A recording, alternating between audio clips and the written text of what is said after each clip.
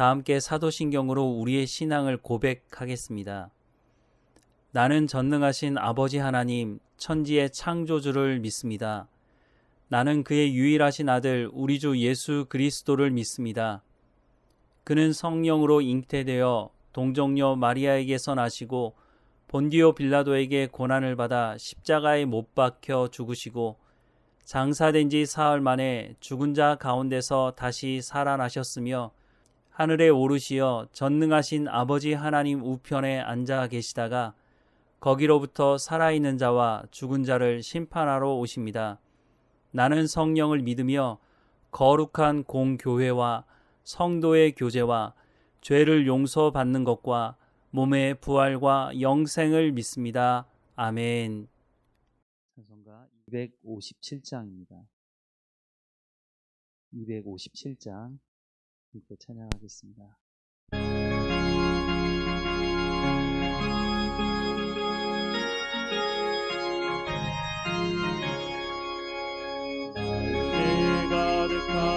의심을 깨치고 지극히 화평한 마음으로 찬송을 부르는 어린 양 예수의 그 피로 속죄함 얻었네. 속죄함 주 예수 내 죄를 속겠네. 할렐루야 소리를 합하여 함께 찬송하세. 그 피로 속죄함 얻었네. 의미나 은같이 없어질 보배로 속죄함 받은 거라니요. 거룩한 하나님 어린 양 예수의 그 피로 속죄함 얻었네. 속죄함 주 예수 내 죄를 속했네. 할렐루야 소리를 합하여 함께 찬송하세. 그 피로 속죄함 얻었네. 나 같은 죄인이 용서함 받아서 주 앞에 온다함 얻음을 확실히 믿기는 어린 양 예수의 그 피로 속죄함 얻었네. 속죄함 주 예수 내 죄를 속했네. 할렐루야 소리를 합하여 함께 찬송하세. 그 피로 속죄함 얻었네. 거룩한 천국에 올라간 후에도 넘치는 은혜의 찬송을 기쁘게 부르는 어린 양 예수의 그 피로 속죄함 얻었네. 속죄함 주 예수 내 죄를 속했네. 할렐루야 소리를 합하여 함께 찬송하세. 그 피로 속죄함 얻었네. 오늘 하나님께서 우리에게 주시는 말씀은 마가복음 11장 11절에서 26절까지의 말씀입니다. 함께 읽겠습니다. 예수께서 예루살렘에 이르러 성전에 들어가사 모든 것을 둘러보시고 때가 이미 저물매 12 제자를 데리시고 베다니에 나가시니라. 이튿날 그들이 베다니에서 나왔을 때에 예수께서 시장하신지라. 멀리서 잎사귀 있는 한 무화과 나무를 보시고 혹 그 나무에 무엇이 있을까 하여 가셨더니 가서 보신즉 잎사귀 외에 아무것도 없더라. 이는 무화과의 때가 아님이라. 예수께서 나무에게 말씀하여 이르시되 이제부터 영원토록 사람이 내게서 열매를 따먹지 못하리라 하시니 제자들이 이를 듣더라. 그들이 예루살렘에 들어가니라. 예수께서 성전에 들어가사 성전 안에서 매매하는 자들을 내쫓으시며 돈 바꾸는 자들의 상과 비둘기 파는 자들의 의자를 둘러 엎으시며 아무나 물건을 가지고 성전 안으로 지나다님을 허락하지 아니하시고 이에 가르쳐 이르시되 기록된 바 내 집은 만민이 기도하는 집이라 칭함을 받으리라고 하지 아니하였느냐? 너희는 강도의 소굴을 만들었도다 하시매 대제사장들과 서기관들이 듣고 예수를 어떻게 죽일까 하고 꾀하니 이는 무리가 다 그의 교훈을 놀랍게 여김으로 그를 두려워함이러라. 그리고 날이 저물매 그들이 성 밖으로 나가더라. 그들이 아침에 지나갈 때에 무화과 나무가 뿌리채 마른 것을 보고 베드로가 생각이 나서 여짜오되 라삐여 보소서 저주하신 무화과 나무가 말랐나이다. 예수께서 그들에게 대답하여 이르시되 하나님을 믿으라.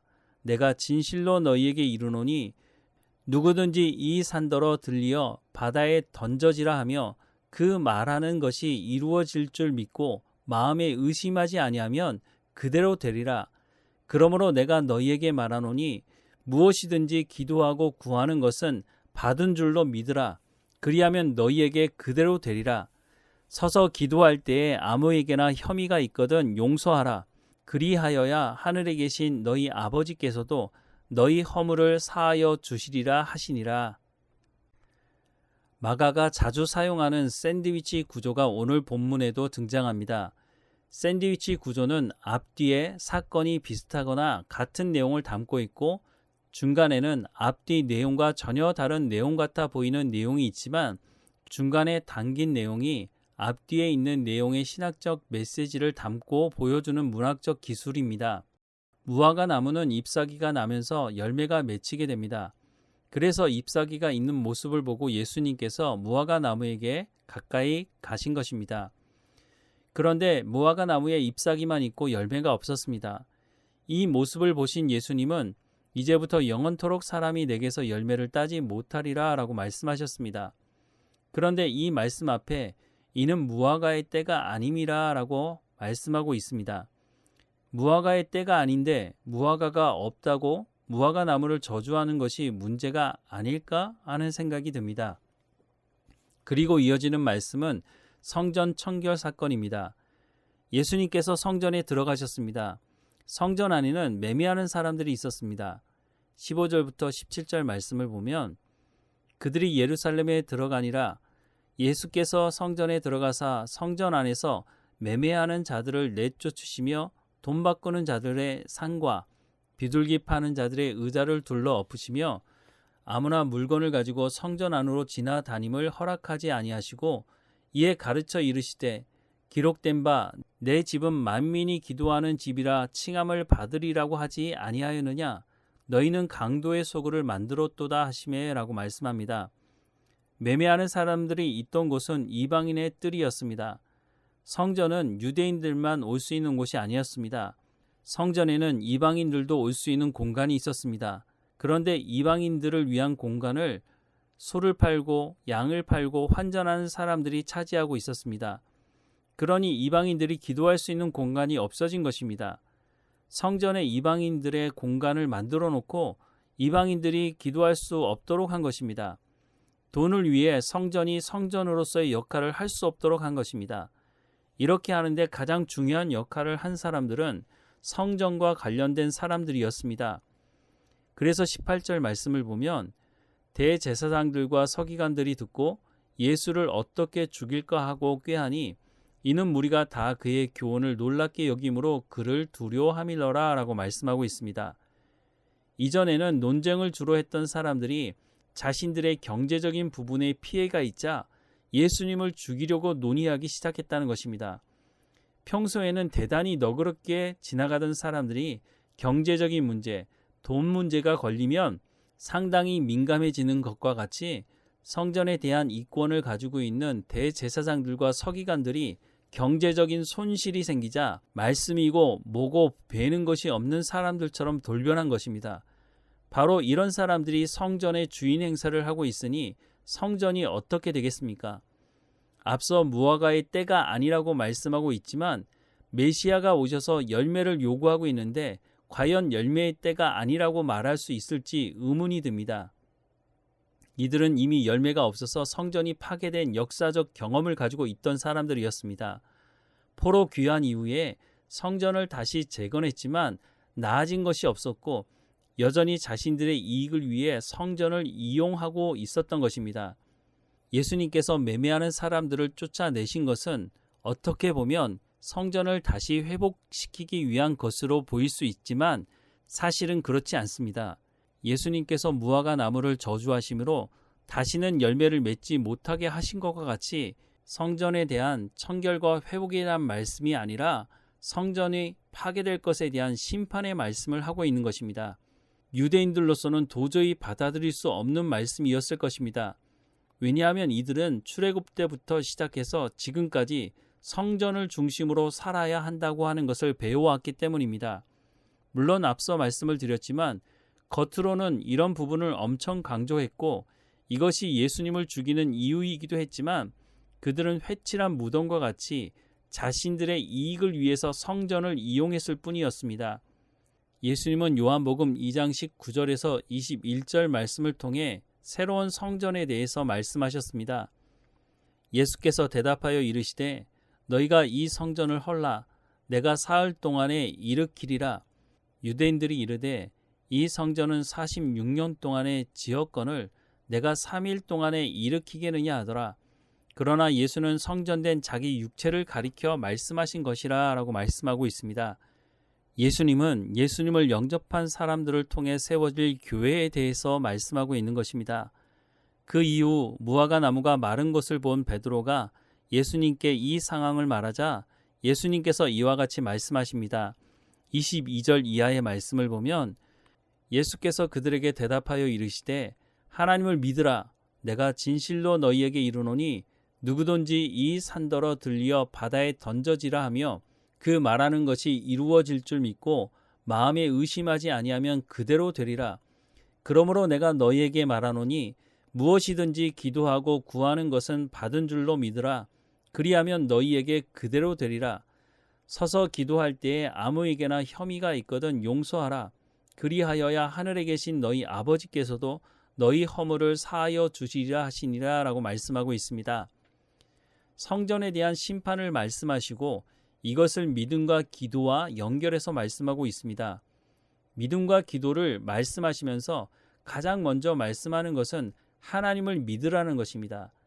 왜냐하면 믿음과 기도를 자기 중심적으로 바라볼 때에 앞서 말씀하고 있는 회칠한 무덤과 같은 사람들과 같이 될 수 있기 때문입니다. 대제사장들, 서기관들은 믿음이 있다고 말할 것입니다. 또한 기도한다고 말할 것입니다. 그런데 그 안에는 하나님이 계시지 않고 자신들의 신념과 탐욕이 하나님의 자리를 대체해 버렸기 때문에 예수님의 심판의 말씀을 듣게 되는 것입니다. 믿음과 기도는 너무 중요한 것입니다. 그러나 그 안에 하나님을 믿는 믿음이 없다면 심판의 대상이 되고 마는 것입니다. 23절 말씀에 누구든지 이 산더러 들려 바다에 던져지라는 말씀은 성전이 있는 예루살렘이 산 위에 위치해 있는데 성전에 대한 심판의 말씀으로 보입니다. 이런 예수님의 말씀을 한 귀로 듣고 한 귀로 흘리지 말라는 것입니다. 예수님께서 성전을 자신들의 생명보다 중요한 것이라고 생각하는 사람들에게 성전에 대한 심판을 말씀하실 때 과연 이 말씀을 믿을 수 있을지 의문이지만 이것이 하나님의 말씀이라면 믿으라 라고 말씀을 하고 계시는 것입니다. 예수님은 더 나아가서 믿음과 기도를 용서에 적용할 것을 말씀하십니다. 25절 말씀을 다시 보면 서서 기도할 때에 아무에게나 혐의가 있거든 용서하라. 그리하여야 하늘에 계신 너희 아버지께서도 너희 허물을 사하여 주시리라 하시니라 라고 말씀을 하고 계십니다. 우리가 전적인 하나님의 은혜로 구원받았다는 것을 잊지 말고 그 믿음을 가지고 용서할 것을 말씀하십니다. 결국 이와 같이 살 때에 우리 삶의 열매가 맺혀지게 된다고 말씀해 주고 있는 것입니다. 성전이 될 수 있는 것은 그곳에 하나님께서 임재하시고 하나님의 백성들이 하나님의 말씀을 듣고 순종하는 삶이 있어야 하는 것입니다. 성전을 자신의 경제적, 정치적 이익을 위해 이용하는 우를 범하지 않도록 깨어 있어야 할 것입니다. 성전을 통해 하나님의 임재를 경험하고 하나님의 말씀을 듣고 기도하며 믿음의 삶을 통해 성령의 열매를 맺어가는 우리의 삶이 되기를 주님의 이름으로 축원합니다. 기도하겠습니다. 사랑하는 하나님, 우리가 하나님께 모여 예배하는 그 자리가 하나님이 임재하시는 곳이 되게 하시고, 하나님이 임재하셔서 우리 가운데 말씀하시는 그 말씀을 우리가 듣고 삶의 현장으로 돌아가 하나님의 말씀하신 성령의 열매를 맺어가는 우리의 삶이 될 수 있도록 은혜를 허락해 주옵소서. 우리가 함께 모여 있는 이 공동체가 내 탐욕과 내 경제적인 이익을 위한 곳이 아니라 정말로 하나님을 예배하며 하나님의 말씀 듣기를 사모하는 공동체가 될 수 있도록 하나님 인도해 주옵소서. 말씀을 전하는 목회자들에게 성령의 충만함으로 하나님 말씀을 대언할 수 있도록 하나님 은혜를 허락해 주시고, 모이는 모든 성도들이 하나님 말씀 듣기를 사모함으로 모이며 감사의 찬양과 경배가 있는 예배의 현장이 될 수 있도록 하나님 은혜를 허락해 주옵소서. 어떤 상황에서도 하나님의 말씀을 온전히 믿으며 살아가는 믿음의 삶을 살아갈 수 있도록 우리의 삶을 주관하시고 인도해 주옵소서. 늘 깨어있고 하나님과 동행하게 하시고 하나님께서 우리에게 성령의 열매를 맺게 하실 것을 기대하며 감사하며 예수님의 이름으로 기도합니다. 아멘. 하늘에 계신 우리 아버지, 아버지의 이름을 거룩하게 하시며 아버지의 나라가 오게 하시며 아버지의 뜻이 하늘에서와 같이 땅에서도 이루어지게 하소서. 오늘 우리에게 일용할 양식을 주시고 우리가 우리에게 잘못한 사람을 용서하여 준 것 같이 우리 죄를 용서하여 주시고 우리를 시험에 빠지지 않게 하시고 악에서 구하소서. 나라와 권능과 영광이 영원히 아버지의 것입니다. 아멘.